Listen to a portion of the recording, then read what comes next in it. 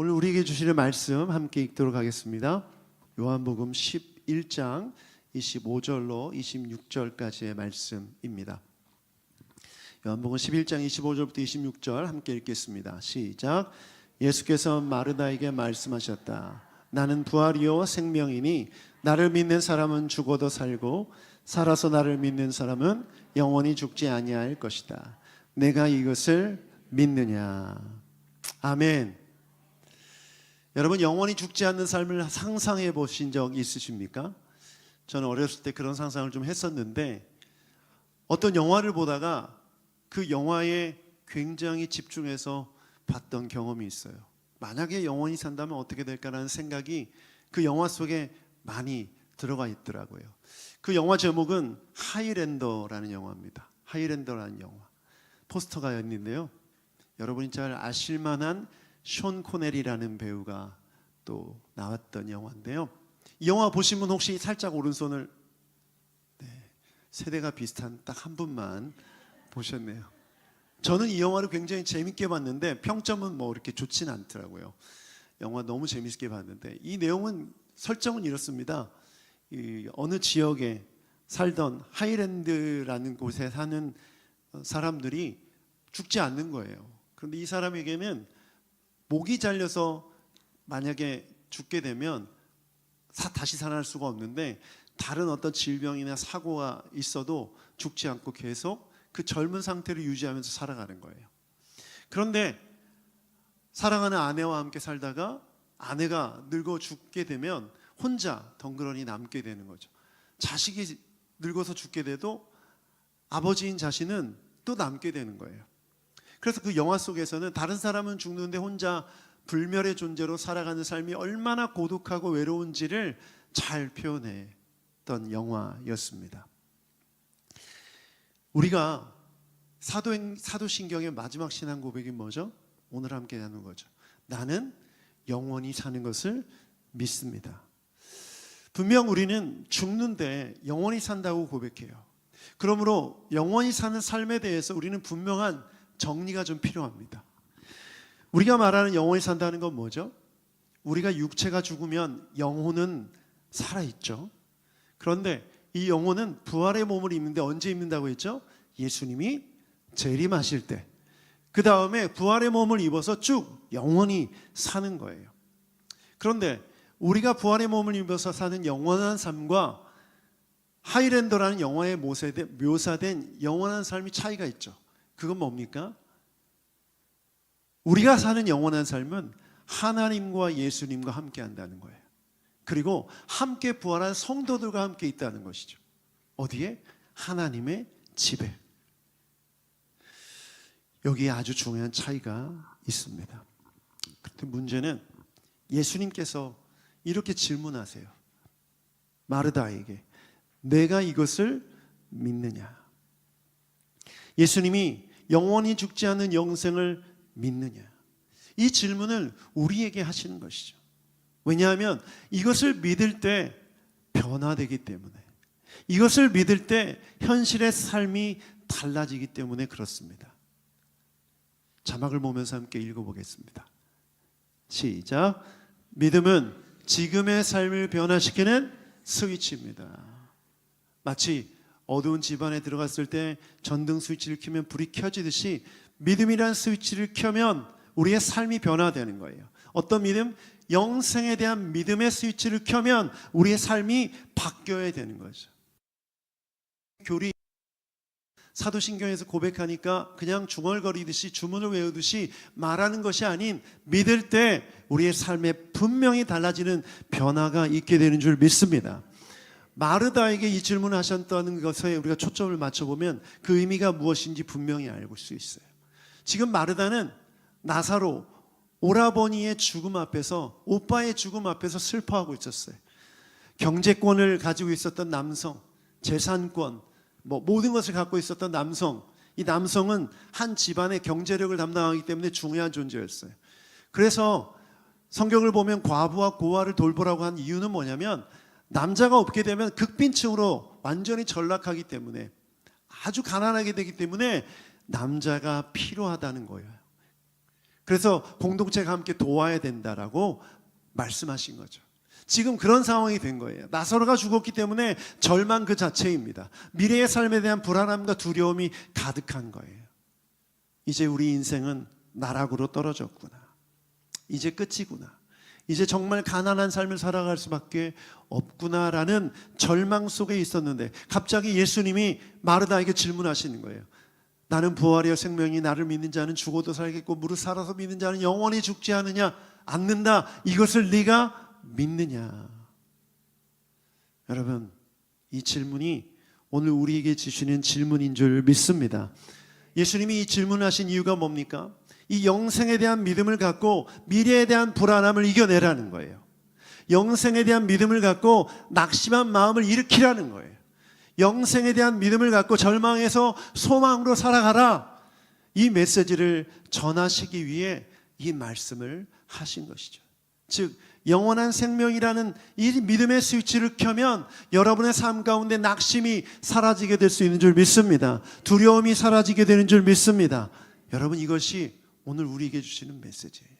사도신경의 마지막 이 고백이 얼마나 중요한지 여러분이 믿게 되면, 그리고 고백하게 되면 여러분의 삶이 바뀌게 될 수 있는 줄 믿습니다.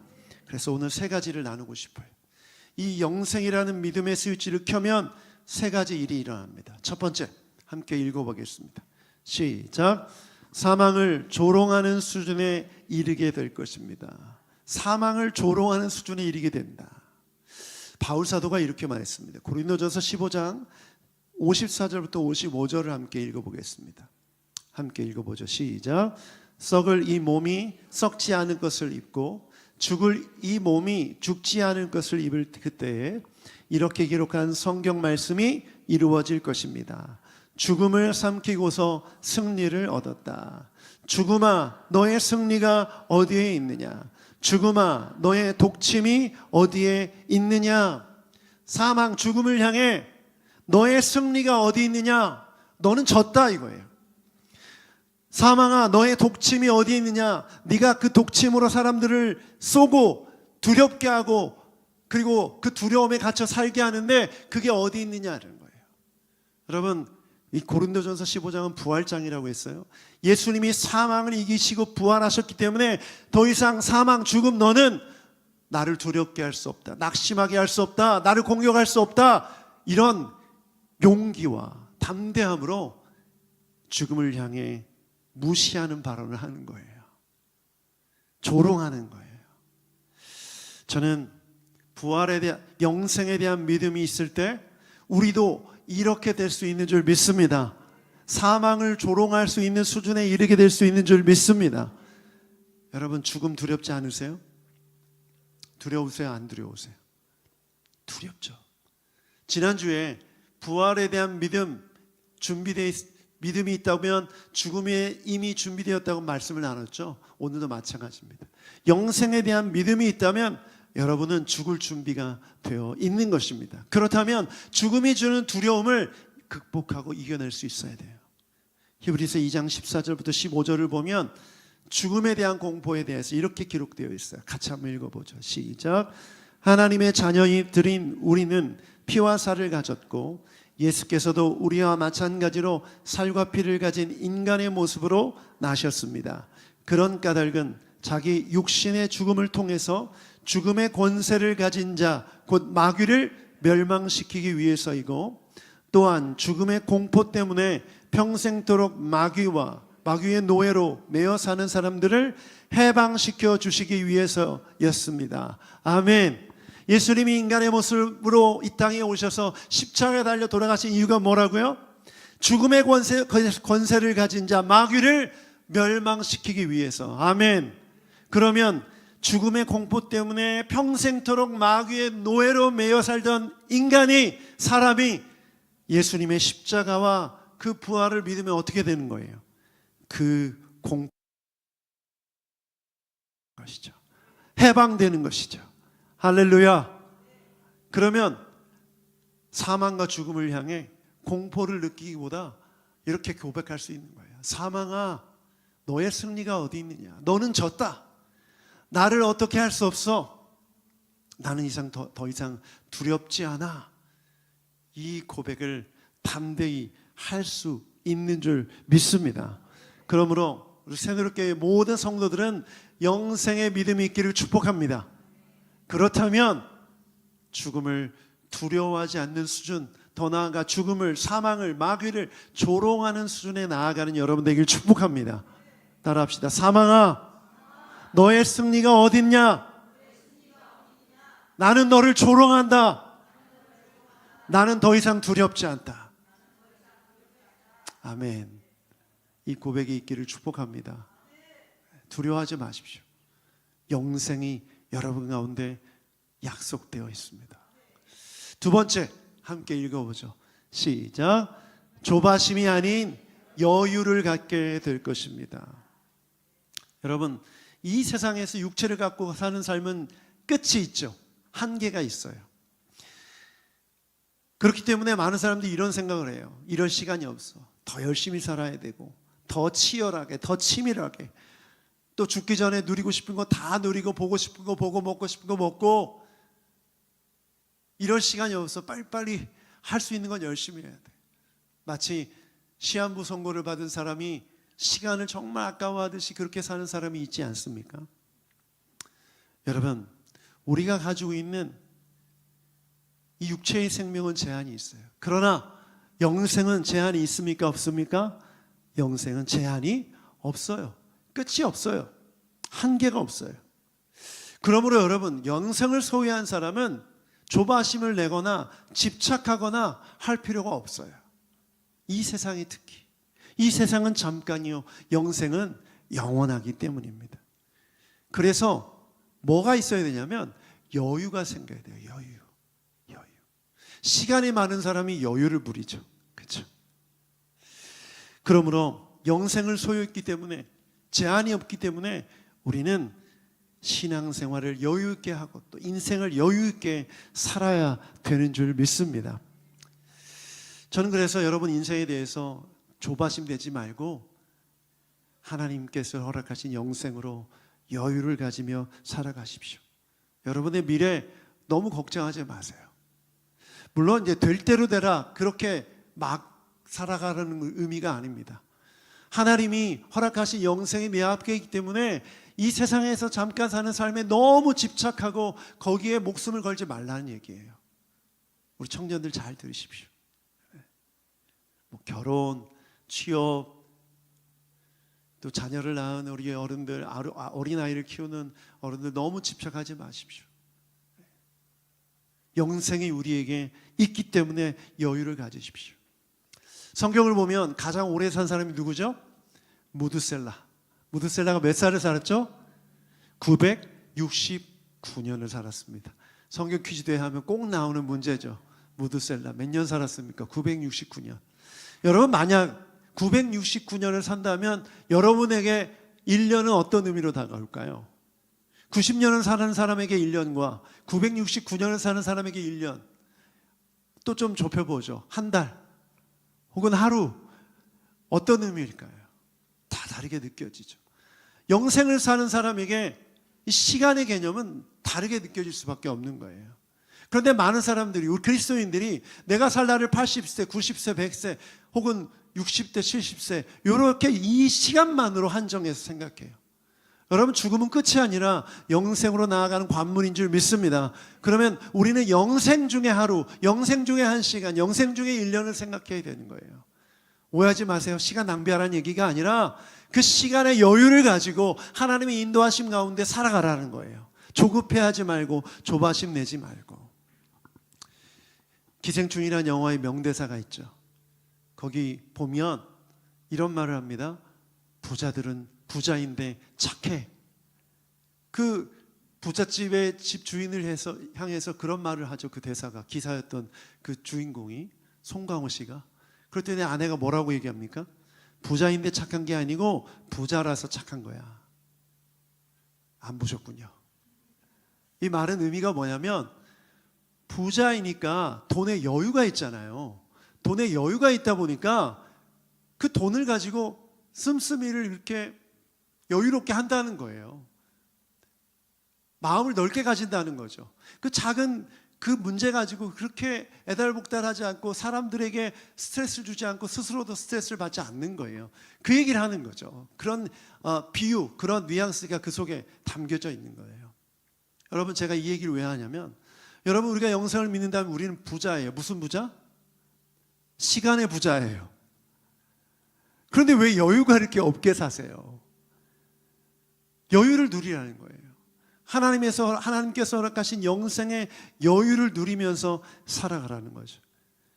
그 어떤 부자도 돈이 한계가 있죠. 뭐 1조, 2조, 3조 얘기해도 그 돈은 숫자가 한계가 있어요. 그런데 우리가 소유한 영생은 한계가 있어요, 없어요? 무한대예요. 무한대예요.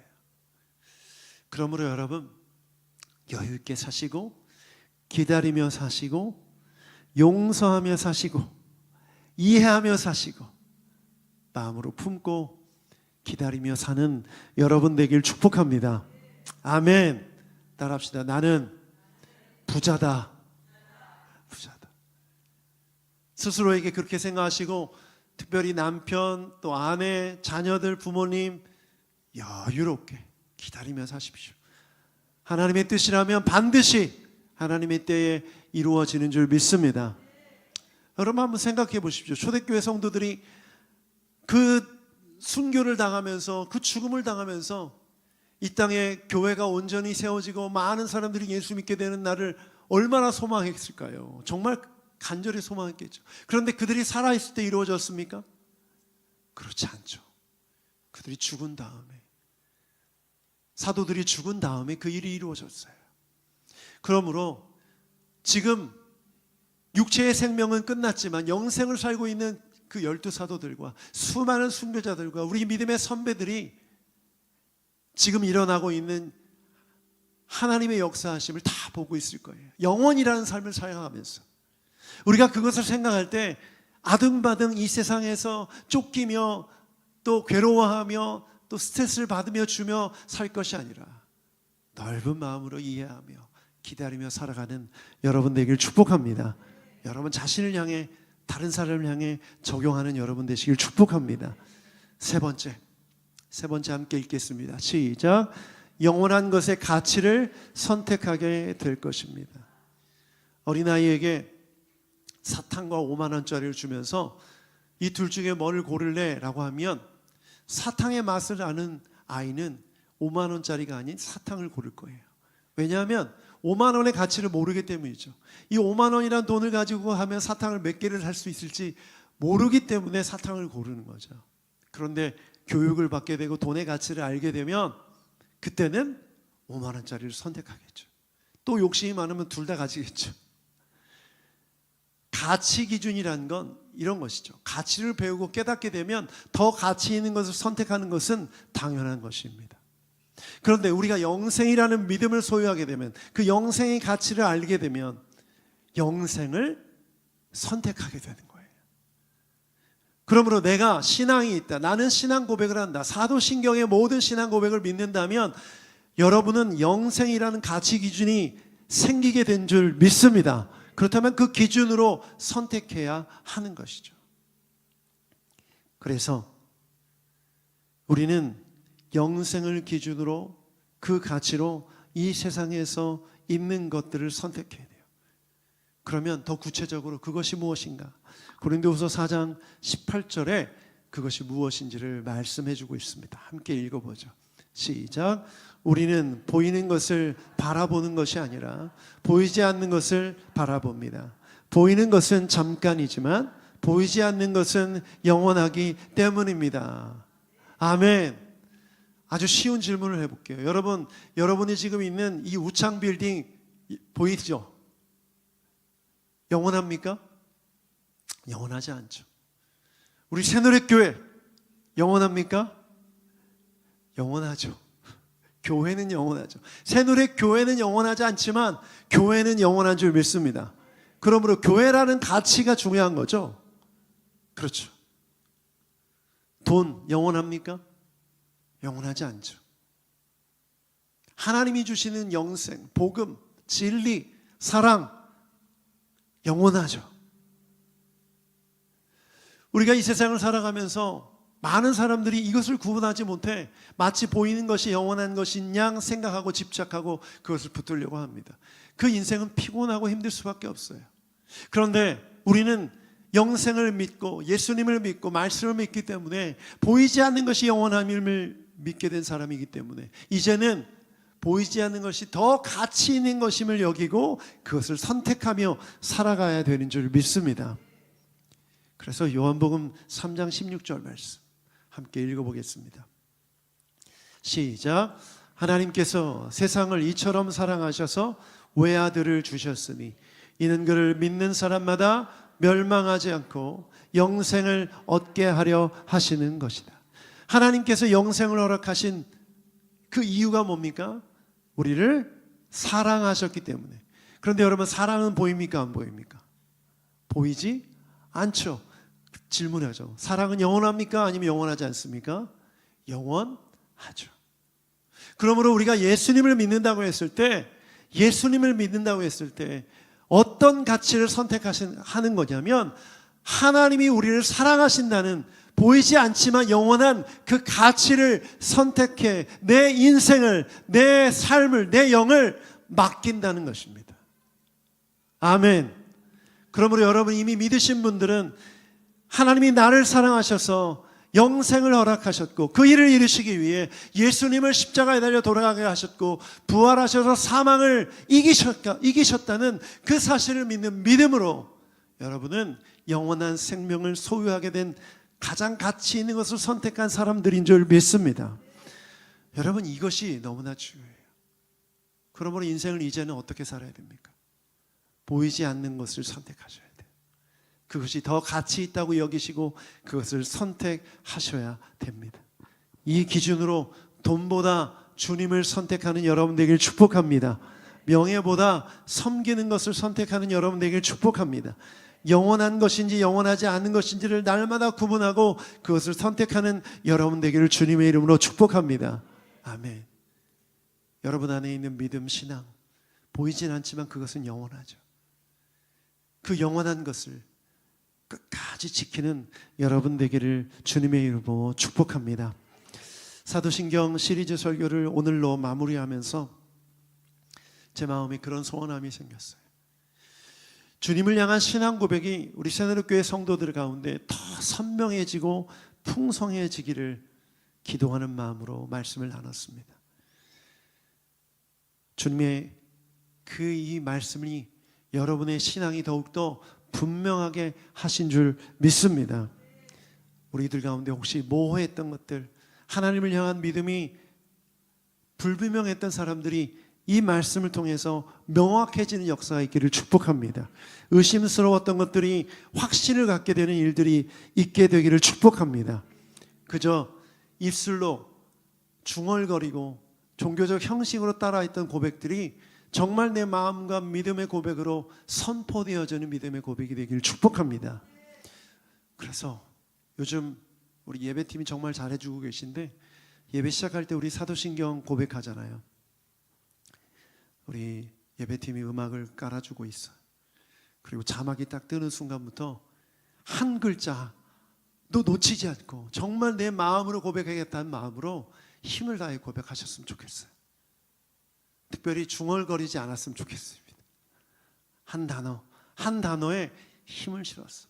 큰 목소리가 아니어도 분명한 나의 신앙 고백을 하는 우리 새누리교회 모든 성도들 되기를 축복합니다. 아멘. 그러면 신앙 고백이 살아있으면 흔들리지 않아요. 우리가 아무리 힘들고 어려운 일이 닥쳐도 우리의 마음속에 분명한 신앙 고백이 있다면 그 어떤 것도 우리를 넘어뜨릴 수 없습니다. 그 어떤 이단이 우리를 공격해도 넘어뜨릴 수 없어요. 그 어떤 두려움, 그 어떤 어려움도 우리의 신앙을 흔들 수 없는 줄 믿습니다. 아멘. 오늘 말씀을 마무리하면서 우리 자주 고백했던 사도신경의 찬양을 함께 고백하고 기도했으면 좋겠습니다.